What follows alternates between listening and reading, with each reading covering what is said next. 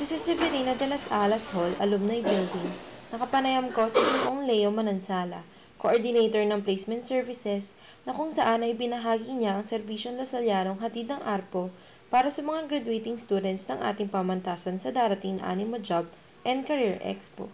Partner kami sa iba't ibang mga government agencies to give our graduating students opportunity to apply for different clearances and ID na magagamit nila sa employment. Particularly, we invited NSO, Post Office, SSS, NBI, and a barangay partner natin to issue cedula.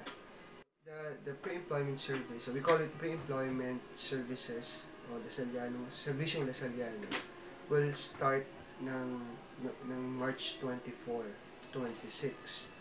So 24, 25, the venue will be here at the alumni office, and on 26, lahat ng services will be available at Ugnayan Lasal.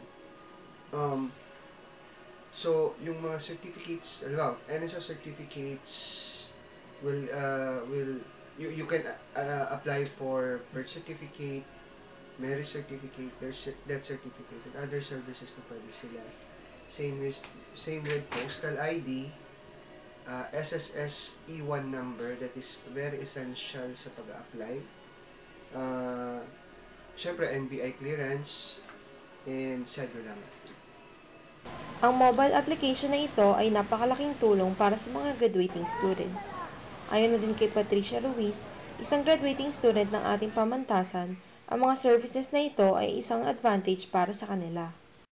Sa darating na job fair, bala ko kumuha ng SSS, ng team number, yung unified system nila.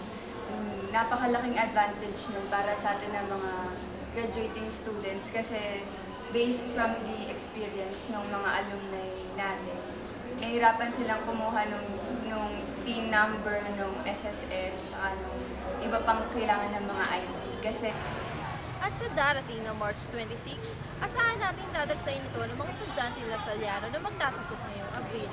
Kay Rombawa, Talkback TV.